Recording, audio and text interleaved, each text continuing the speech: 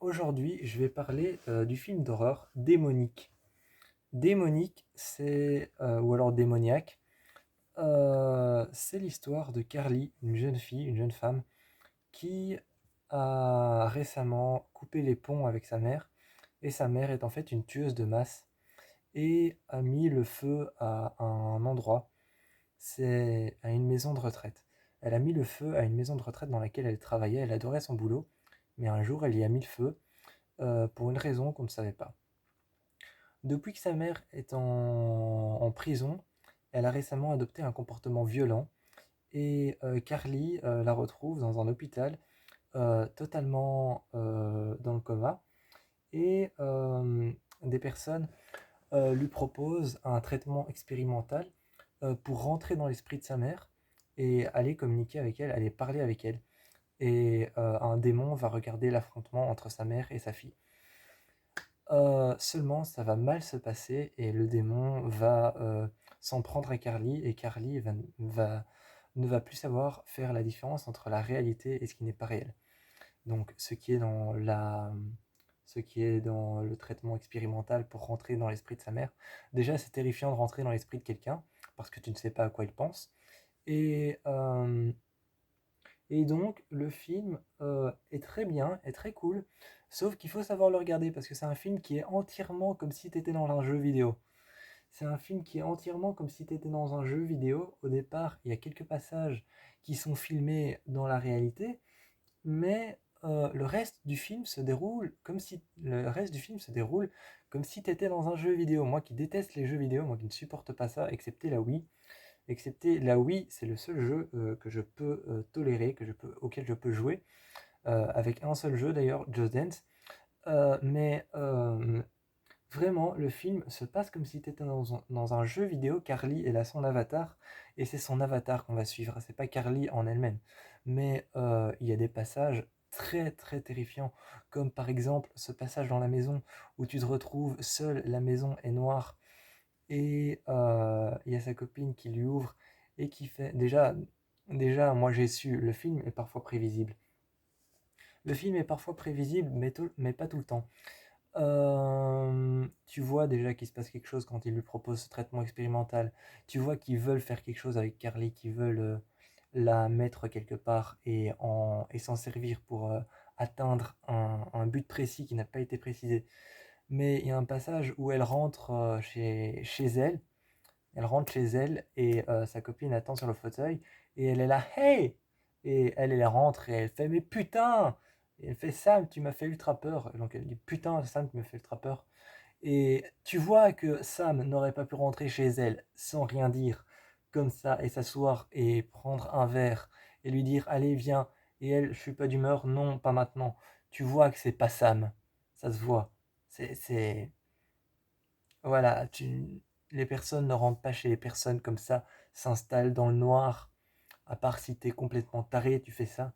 Si t'es complètement taré, tu fais ça, tu t'installes dans le noir chez quelqu'un que tu connais, et puis tu l'attends et tu lui dis hey! Et voilà, non, mais personne ne fait ça. Et donc on soit bien clair là-dessus. Mais ça se voit que c'était un démon. Et à ce moment-là, elle prend un verre parce que Sam commence un peu à forcer pour dire allez, prends un verre, viens. Et il est 3 heures du matin. Déjà, personne ne s'incruste à 3 heures du matin chez une autre personne. Et donc là, tu sais que c'est le démon. Là, tu sais que c'est le démon qui lui joue un tour dans la réalité. Et donc, mis à part ce moment, le film est génial. Et il faut savoir tolérer le fait de supporter 1h44 de jeux vidéo. Il faut savoir supporter le fait de tolérer 1h44 dans un jeu vidéo, dans un monde qui ressemble à un jeu vidéo. Dans une immersion de jeu vidéo, il faut savoir tolérer ça pendant 1h44. 1h45, je pense. Euh, non, je crois même 1h46. Enfin, je suis pas sûr, mais je crois que c'est 1h44. Mais faut savoir tolérer ce genre de film. C'est un film d'ailleurs avec un genre particulier que je n'aime pas du tout, SF horreur. Ce mélange, je ne l'aime pas. Mais il faut savoir et le pa- et le film perd de sa classe à la fin parce que c'est un film très classe. Vraiment, c'est un film d'horreur très classe. Mais perd de, il perd de sa classe à la fin. À la fin, il perd de sa classe quand tu te rends compte que les médecins, ce sont des prêtres du Vatican qui ont été formés pour être des soldats et pour rentrer dans la tête des possédés et retourner à un endroit qui a été construit sur un site très ancien, là où il y avait un démon et plusieurs possessions, plusieurs cas de possession démoniaque. Et cet endroit, c'est une sorte de, c'est une sorte d'asile, une sorte de sanatarium. Et il a été construit sur un site très ancien, là où c'était un site c'était un site où on faisait de la fourrure, où on faisait de la fourrure avec la peau des animaux et où on traitait la fourrure. Et c'était un site ancien dans lequel on avait décrypté beaucoup de possessions démoniaques. Et tout se passe là-bas, tout vient de là-bas. Et pendant que tu es en immersion avec le personnage principal, il va là-bas et essaye de trouver sa mère et trouve le démon.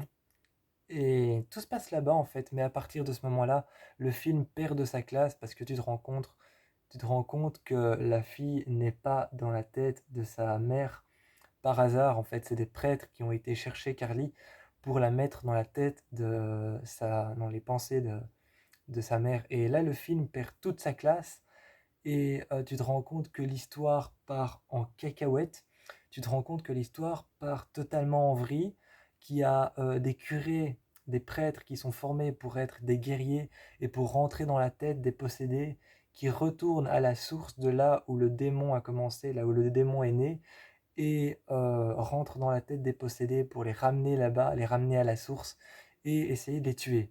Le film part à la fin en total merdier, en total cacahuète. Tu sais plus ce qui se passe et c'est ça qui est dommage. C'est ça qui est dommage, c'est que le film était bien au départ. Il y avait un truc entre l'association jeu vidéo, immersion à l'intérieur des pensées de quelqu'un et réalité où tu te retrouves à... Il y avait aussi toute une histoire avec le passé. Il y avait aussi toute une histoire avec le passé de la mère de Carly et de Martin, l'un de ses amis d'enfance, avec lesquels ils ont assisté à des événements étranges sur sa mère qui était pendant un instant quand elle était jeune, pendant tout un moment quand elle était jeune, sa mère était dans un état comateux et ne disait rien et ne faisait rien.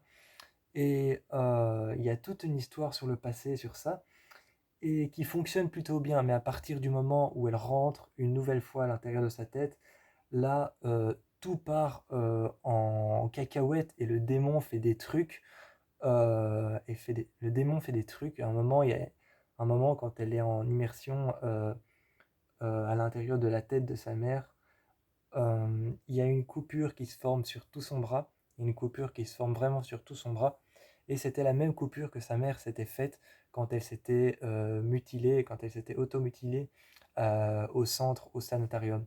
Et c'était la même coupure. Et tu sais pas ce que le démon cherche à faire en faisant la même coupure, ou alors en montrant des choses dans le sanitarium. Tu sais pas ce qu'il cherche à faire. Et le démon meurt à la fin. Et t'as Martin qui lui a été traumatisé par ces événements. T'as Martin, l'ami d'enfance de Carly, qui lui a été traumatisé par ces événements-là, qui vit reclus comme un ermite dans une petite maison reclus dans la forêt et dans une sorte de camping-car.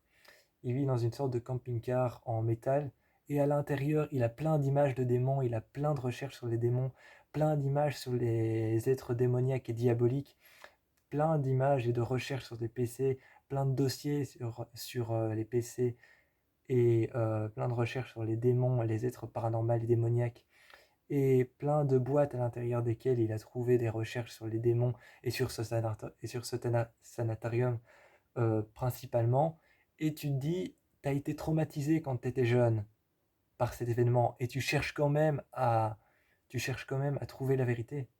C'est pas censé. C'est pas censé, tu cherches pas à trouver la vérité sur un démon quand tu as été traumatisé par ce démon.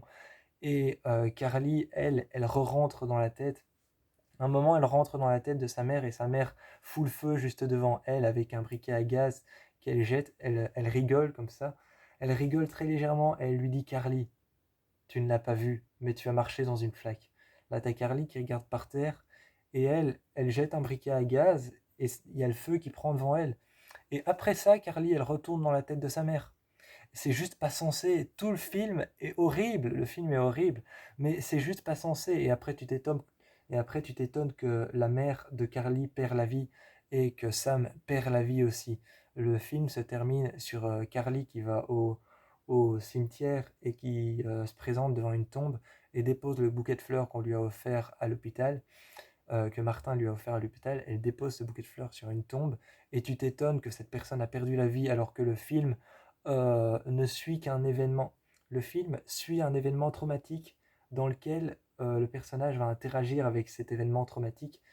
Le personnage, en fait, a été traumatisé par un événement traumatique et après cet événement-là, il va vouloir découvrir la vérité et même traumatisé, il va rentrer dans la tête d'un tueur de masse, donc de la mère de Carly. Même traumatisés, ils vont continuer à rentrer dans sa tête et continuer à pousser. Et finalement, en fait, les personnages qui poussent, qui poussent, qui poussent, qui poussent, qui cherchent en poussant et en poussant et en poussant encore plus loin, même traumatisés, qui continuent à chercher alors qu'ils ont ultra peur, finalement poussent le film à bout et finalement le film n'a plus de sens. Mais ça reste un bon film d'horreur. J'avoue que Démonique est un bon film d'horreur. Mais ça, c'est parce que James Wan, mais ça, c'est parce que James Wan avait déjà fait un film qui s'appelait Démonique et ça, c'est un remake qui a été fait par le réalisateur de District 9 et qui a travaillé avec les mêmes actrices qu'il avait utilisées, les mêmes actrices qu'il avait utilisées dans District 9. Il les a retrouvées sur le lieu du tournage, c'est l'actrice de la mère et l'actrice de la fille. Il avait déjà travaillé avec elle sur deux films qu'il avait fait et il a retravaillé avec elles deux pour Démonique, mais c'est un remake du film de James Wan. Et comme c'est un remake, évidemment, les remakes ont pour habitude d'être des mauvais films. Et moi, généralement, qui suis un grand fan de remakes, j'adore les remakes, donc j'avoue que celui-là, je l'adore. Mais de temps en temps, comme c'est du SF horreur, un mélange que je n'aime pas du tout, je comprends pas le sens du film. Mais je l'aime bien. Donc je vous encourage à aller le voir si ça vous tente. Tapez, tapez bien Démonique 2021, sinon vous allez tomber sur le film de James Wan. Sinon, vous allez tomber sur le film de James Wan, tapez bien Démonique 2021 et ensuite vous tomberez sur ce film-là. Allez le voir, je vous le conseille.